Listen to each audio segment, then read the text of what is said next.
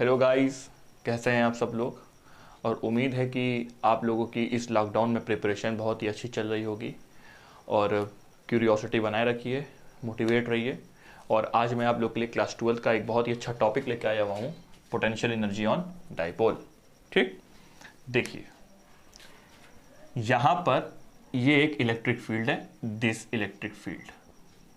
ठीक है, electric field कहाँ से आती है? तो आंसर इलेक्ट्रिक फील्ड आती है प्लस से। और कहाँ जाती है? इलेक्ट्रिक फील्ड जाती है माइनस में। और दूर दूर कहीं ये यहाँ पे इन्फिनिटी है, मान लीजिए दिस इन्फिनिटी। मैं एक बार चेक कर लेता हूँ कि कैमरे में आप लोग सही दिख रहे हैं कि नहीं दिख रहे हैं। ठीक, कैमरे में सही दिख रहा है। ये दूर कहीं इन्फिनिटी है और ये इलेक्ट्रिक फील्ड है। लाइन थोड़ी टेढ़ी बन गई, मैं इसको और सीधा बनाता हूँ।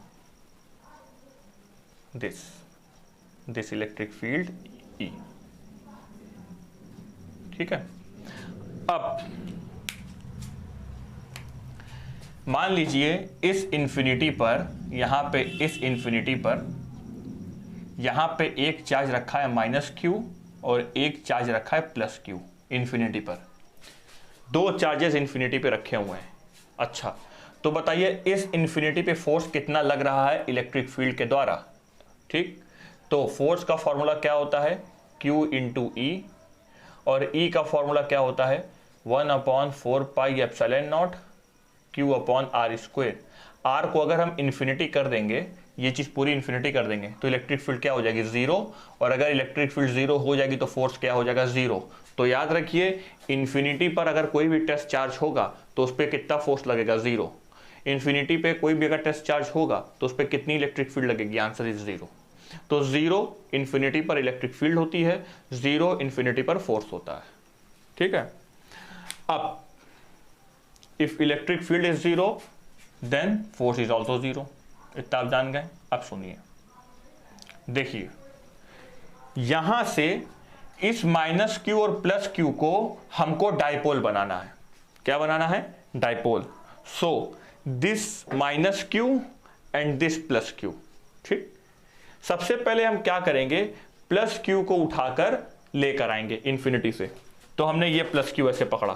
ठीक, ये इलेक्ट्रिक फील्ड इस +Q को क्या करेगा? रेपेल, फोर्स लगा के रेपेल करेगा। तो हम हाथ यहां लगाएंगे ऐसे कि ये वाला +Q यहां ना जा पाए। तो हम यहां पे ऐसे हाथ लगाएंगे। ठीक, और इस डायरेक्शन में फोर्स लगाएंगे, डिस्प्लेसमेंट भी इस डायरेक्शन में करेंगे। तो +Q पर फोर्स किस डायरेक्शन में लगा रहे हैं? In this direction. डिस्प्लेसमेंट भी किधर कर रहे हैं? In this direction. बट ये जो फोर्स और डिस्प्लेसमेंट हम करते हैं ना, इतना मतलब ऐसा हम वर्क करते हैं कि ऐसा नहीं कि फोर्स लगा के तुरंत लेते जाए, नहीं, जरा जरा मतलब फोर्स इतना कम लगाना है कि डिस्प्लेसमेंट आराम आराम से हो, तुरंत नहीं करना है। ठीक है, तो सुनिए, इस इन्फिनिटी पे ये +Q रखा है, तो इस +Q को हमने ऐसे पकड़ा, ये +Q को ऐसे पकड़ा, तो ये इसको रेपेल कर रहा है, ये चीज़ इधर ना भाग जाए। तो इस पर हम फोर्स लगाएंगे इधर, डिस्प्लेसमेंट करेंगे इधर, तो हमारा वर्क डन कैसा होगा? तो हमारा वर्क डन होगा पॉजिटिव। वर्क डन हमारा होगा पॉजिटिव। ठीक, चलिए अब इस +Q को लाते गए लाते गए लाते गए लाते गए और ला के इसको यहां पे रख दिया, दिस +Q। वर्क करते गए करते गए करते गए करते गए करते गए करते गए करते गए करते गए और ला के यहां रख दिया, और यहां पे कील लगाकर एक नेल ला के इसको ऐसे ठोक के रख दिया। ठीक, अब मैंने इस पे ऐसे वर्क किया, इस पे मैंने ऐसे वर्क किया वर्क किया वर्क किया वर्क किया, और यहां पे लाके इसको मैंने रखा, कील लगा के ठोक के रख दिया, और अपना लगाया हुआ वर्क मैंने हटा लिया। ठीक, तो मैंने यहां से यहां तक जितना वर्क इस चार्ज पर किया है, तो मेरा लगाया हुआ वर्क कहां गया? तो आंसर, जितना वर्क मैंने इस पर लगाया और जैसा ही मैंने हाथ हटाया तो मेरा सारा लगाया हुआ वर्क इसमें चला गया, और ये इसकी पोटेंशियल एनर्जी हो गई। जब आप किसी बॉडी पे वर्क करते हैं और आप अपना लगाया हुआ वर्क हटा लेते हैं, तो आपका लगाया हुआ वर्क उसमें पोटेंशियल एनर्जी में कन्वर्ट हो जाता है। ठीक, तो इसमें ये पोटेंशियल एनर्जी में कन्वर्ट हो गया, और यहां से यहां तक हमको वर्क लगा U1, और जैसे ही मैंने हटाया, मान लीजिए यहां से यहां तक हमको वर्क लगा 100 जूल, और मैंने हाथ हटा लिया तो इसमें कितना वर्क चला गया 100 जूल, पोटेंशियल एनर्जी कितनी हो गई 100 जूल। तो मान लीजिए यहां से यहां तक आपने वर्क जो किया उसमें आपकी पोटेंशियल एनर्जी बनी U1। कितनी पोटेंशियल एनर्जी बनी U1। वर्क डन कैसा था पॉजिटिव, तो यहां पे आपकी पोटेंशियल एनर्जी भी कैसी होगी पॉजिटिव। ठीक, तो फिर से आप प्लस चार्ज को लेकर आए हैं, इसको यहां पे नील लगा के ठोक के रख दिया और आपने अपना हाथ हटा लिया, तो आपका लगाया हुआ वर्क पोटेंशियल एनर्जी में कन्वर्ट हो गया और आपका वर्क डन पॉजिटिव था, तो पोटेंशियल एनर्जी पॉजिटिव आई। एनी प्रॉब्लम नहीं। ठीक, अब देखिए, अब यहां से हमें माइनस क्यू को लाना है। ये क्या करेगा, इलेक्ट्रिक फील्ड इस माइनस क्यू को तुरंत अट्रैक्ट करेगा। क्या करेगा, तुरंत इसको अपनी तरफ अट्रैक्ट कर देगा। तो ये तुरंत ना आ जाए, तो इसको मैं धीरे धीरे लाना चाहता हूं, तो माइनस क्यू इधर जाना चाह रहा, तो मैं फोर्स ऐसे लगाऊंगा इन दिस डायरेक्शन कि ये तुरंत ना चला जाए। तो फोर्स मैं ऐसे लगाऊंगा इस तरफ और डिस्प्लेसमेंट इस तरफ करूंगा ऐसे। इस माइनस क्यू पे ये माइनस क्यू, ये इलेक्ट्रिक फील्ड माइनस क्यू को अट्रैक्ट करेगी। मैं नहीं चाहता कि ये तुरंत आए, तो ये माइनस क्यू उधर आएगा, तो मैं फोर्स इस डायरेक्शन में लगाऊंगा और डिस्प्लेसमेंट इस डायरेक्शन में करूंगा। तो फोर्स मैंने लगाया, अब इसको मैंने पकड़ा ऐसे, तो फोर्स लगाया ऐसे, डिस्प्लेसमेंट लगाया ऐसे और इसको ऐसे लेके आ रहा है, डिस्प्लेसमेंट डिस्प्लेसमेंट, लेकिन फोर्स इधर लगा रहा है लगातार। तो यहां पे वर्क डन आपका कैसा आएगा, वर्क डन आपका आएगा निगेटिव। तो इसको हम यहां से लाते गए लाते गए लाते गए लाते गए। अब आप बताइए, अगर इस प्लस क्यू को यहां से यहां तक लाने में 100 जूल लगा है, तो माइनस क्यू को भी यहां से यहां लाने में कितना जूल लगेगा, तो आंसर 100 जूल ही लगेगा। लेकिन आपका लगाया हुआ वर्क कैसा होगा, निगेटिव कि पॉजिटिव, तो आंसर वर्क यहां निगेटिव है। तो अगर आप ये माइनस क्यू आप यहां लेकर आएंगे, माइनस क्यू, तो यहां से लेकर यहां तक का वर्क डन आपका बनेगा निगेटिव और आपका पोटेंशियल एनर्जी भी कैसी बनेगी, निगेटिव, U1 निगेटिव। ठीक, लेकिन मुझे क्या बनाना है, मुझे डाइपोल बनाना है।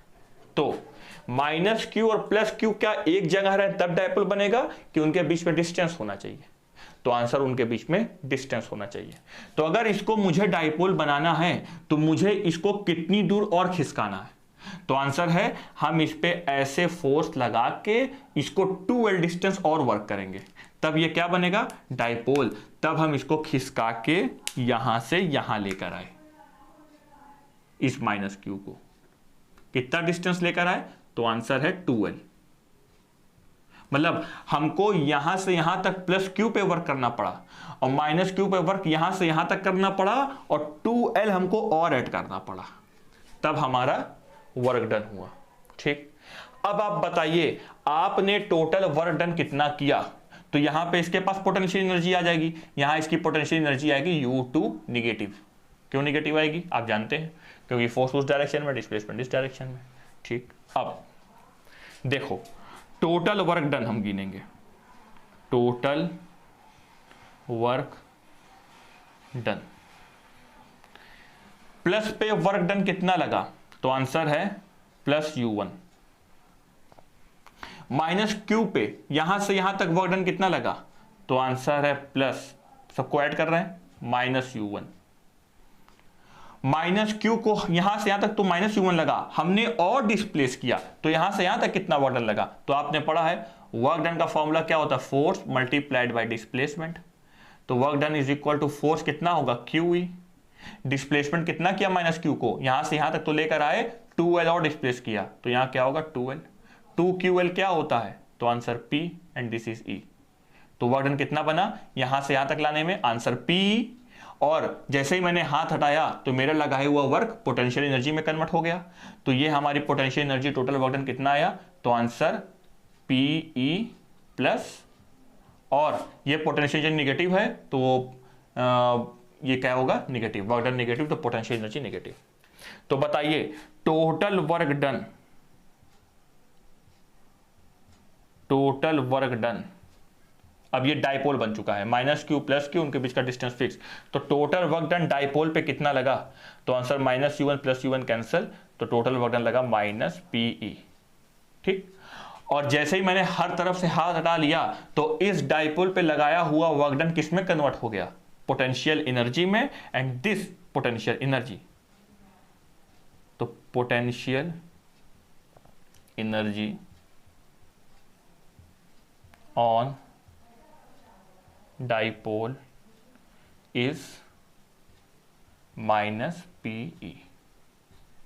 तो ये एक डाइपोल की पोटेंशियल एनर्जी होती है, ये बात आप याद रखिए। Potential energy on dipole is minus PE। अच्छा, ये एनर्जी ज्यादा होती है कम होती है? तो आंसर, ये एनर्जी सबसे मिनिमम एनर्जी होती है। कैसी एनर्जी होती है? मिनिमम। क्यों मिनिमम एनर्जी होती है? देखिए, इस दुनिया में हर ऑब्जेक्ट अपने मिनिमम एनर्जी में रहना चाहता है। जैसे मैंने इसको यहां से यहां ऐसे उठाया, मान लीजिए इसको मैंने ऐसे उठाया और इसको हम ऊपर लेके आ रहे हैं, mgh mgh mgh mgh, burden हमने mgh किया और यहां लाके रख दिया। ठीक, क्या इसके पास पोटेंशियल एनर्जी है? तो आंसर इज यस, इसके पास पोटेंशियल एनर्जी है। ये पोटेंशियल एनर्जी इसकी ज्यादा है कि कम है, आप कैसे पहचानेंगे? तो ये अपनी मिनिमम एनर्जी में रहना चाहेगा, तो अगर आप हटाएंगे तो कहां जाएगा? नीचे। तो इसकी मिनिमम एनर्जी कहां होगी? नीचे। ठीक है ना? तो वही चीज ये है। तो ये इस डाइपोल की सबसे मिनिमम एनर्जी है। जैसे पानी की जो बूंद बनती है वो स्फीयर शेप में बनती है, क्यूब में क्यों नहीं बनती, सर्किल में क्यों नहीं बनती? इसलिए नहीं बनती क्योंकि स्फीयर का एरिया बहुत कम होता है, तो उसको सबसे कम एनर्जी कौन सा एरिया बनाने में लगेगी? स्फीयर। ये नेचर का नियम है। तो किसी भी डाइपोल पे सबसे मिनिमम एनर्जी जो होती है वो कितनी होती है? Minus PE। और डाइपोल इसी कंडीशन में रहना पसंद करता है, मतलब स्टेबल कंडीशन में रहना।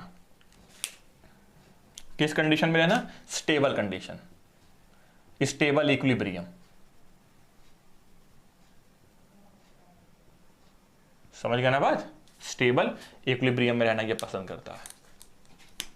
तो स्टेबल इक्विलिब्रियम में एक डाइपोल की पोटेंशियल एनर्जी सबसे मिनिमम होती है, ये आपको याद रखना है। तो इस डाइपोल को आप ऐसे घुमाइए, ऐसे करिए, पूरा घुमा दीजिए, तो ये हमेशा इसी कंडीशन में आके रहना चाहेगा, घूम के इसी कंडीशन में वापस आ जाएगा। समझ में आई बात? ठीक, नोट कर लीजिए। तो this is the potential energy on dipole minus PE। देखिए,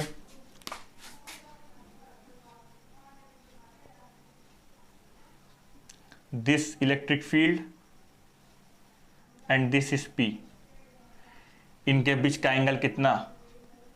0 डिग्री। हम लोग ने पढ़ा हुआ है। उसके बाद ये फर्स्ट केस है। सेकंड केस देखिए,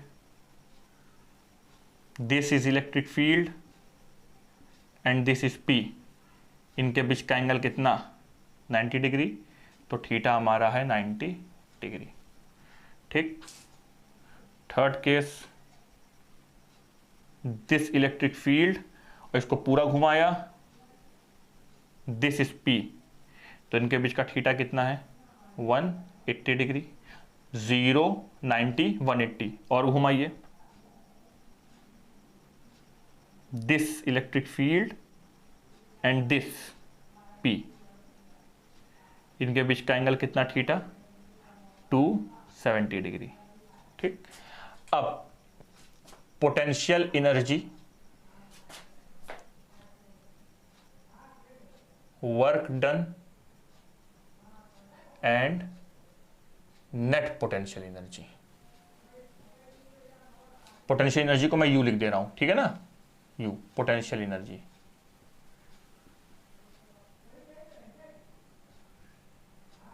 potential energy and net potential energy.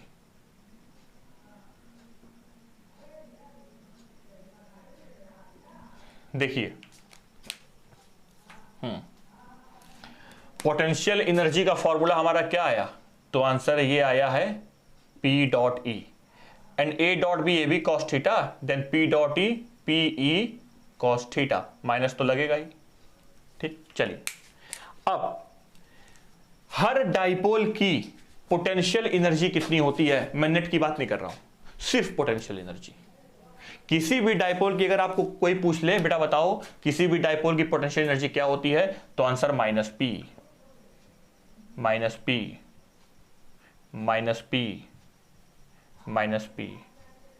एक डाइपोल की नेट पोटेंशियल एनर्जी, सॉरी, एक डाइपोल की सिर्फ पोटेंशियल एनर्जी कितनी होती है? Minus P minus P minus P minus P हमेशा होती है। ठीक, यहां पे देखिए थीटा कैसा है? 0, तो ये कैसा इक्विलिब्रियम होगा? स्टेबल।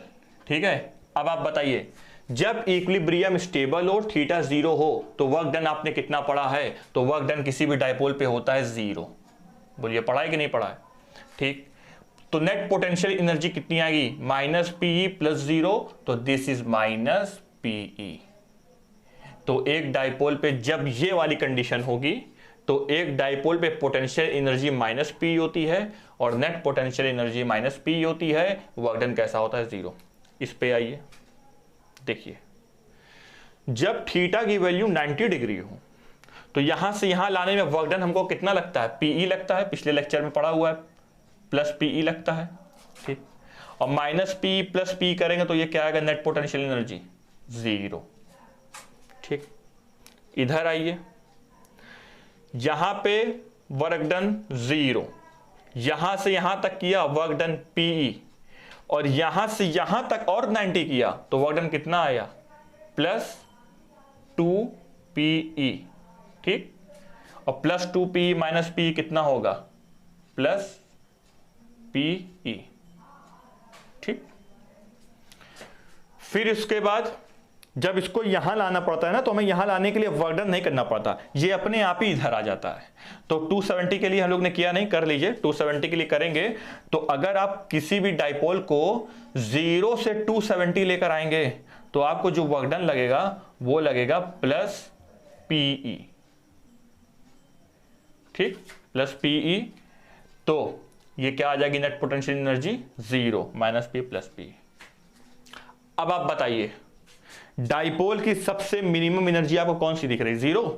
Answer is no. 0 से कम कौन होता है? तो आंसर माइनस वाली वैल्यू। तो सबसे मिनिमम एनर्जी डाइपोल की आप कब मानेंगे? जब स्टेबल हो, 90 हो, 180 को क्या बोलेंगे? अनस्टेबल, या 270 हो? तो आंसर स्टेबल। इस कंडीशन में डाइपोल रहना पसंद करता है, तो पोटेंशियल एनर्जी भी माइनस पी आएगी, नेट पोटेंशियल एनर्जी भी माइनस पी आएगी। फिर चलता रहेगा minus P 0 plus P, 0 minus P 0 plus P. ठीक है, तो इस तरीके से ये डाइपोल का आपने पूरा फंक्शन पढ़ लिया। तो this is all about dipole. ठीक है, और ये एग्जामिनर पूछ लेगा कि एक डाइपोल की सबसे मिनिमम एनर्जी किस में होती है? तो आंसर स्टेबल इक्विलिब्रियम में। एक डाइपोल की मिनिमम एनर्जी कितनी होती है? Minus PE.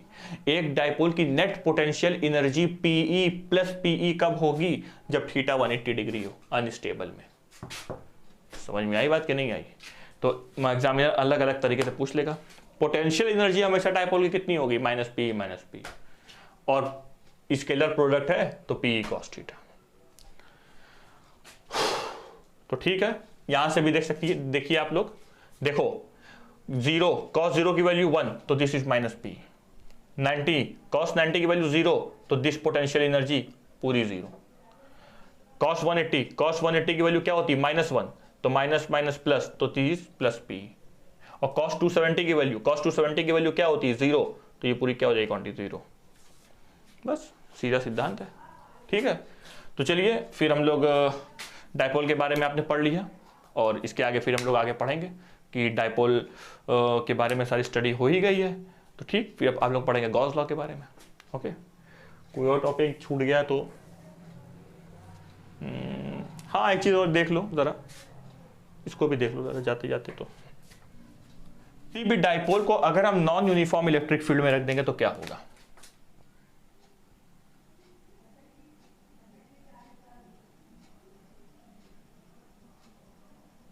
ये कैसी इलेक्ट्रिक फील्ड है? Non uniform electric field. यहां पे रखा माइनस क्यू और ये रखा है प्लस क्यू। बताइए कहां की इलेक्ट्रिक फील्ड ज्यादा है? जहां लाइंस पास पास होती हैं, तो यहां इलेक्ट्रिक फील्ड लाइन पास पास है, तो यहां की इलेक्ट्रिक फील्ड ज्यादा E1। यहां पे इलेक्ट्रिक फील्ड लाइन दूर दूर है, तो यहां पे electric field come E2। So E1 is greater than E2। ठीक, प्लस क्या करेगा? माइनस को अपनी तरफ अट्रैक्ट करेगा, और ये यहां का प्लस क्या करेगा? इस प्लस को इधर रेपेल करेगा। तो अब आप बताइए ये चीज पीछे आएगी कि ये चीज आगे जाएगी? तो तो आंसर ये चीज़ आगे जाएगी। क्यों? क्योंकि यहाँ की इलेक्ट्रिक फील्ड ज़्यादा है, तो यहाँ पे फोर्स ज़्यादा है, तो ये चीज़ ऐसे आगे जाएगी और रोटेशन मोशन भी होगा। तो जब किसी डायपोल को नॉन यूनिफॉर्म इलेक्ट्रिक फील्ड में रखेंगे ना, तो इसमें रोटेशन प्लस लीनियर दोनों मोशन होगा। टॉर्क जीरो नहीं होगा, फोर्स में भी जीरो, मे नॉट भी जीरो, हो भी सकता है जीरो, नहीं भी हो सकता। ये छोटी सी चीज है, याद रख लो। जब डायपोल किस में कब करेंगे? Dipole kept in non uniform electric field. ठीक है, नोट कर लीजिए। सो डायपोल के बारे में आपने पूरा पढ़ लिया। अब आप कहेंगे सर डिस्ट्रीब्यूशन ऑफ डायपोल और एक डायपोल पे कितना फोर्स लगता है, किसी भी डायपोल पे कितना फोर्स लगेगा, तो वो चीज़ मैं पूरा एक चैप्टर कंप्लीट कराने के बाद ही अलग एडवांस टॉपिक में बताऊंगा। ठीक है, तो ठीक, इसको नोट कर लीजिए। फिर आगे बढ़ेंगे फिर हम लोग कल गॉस लॉ के बारे में। Okay, thank you.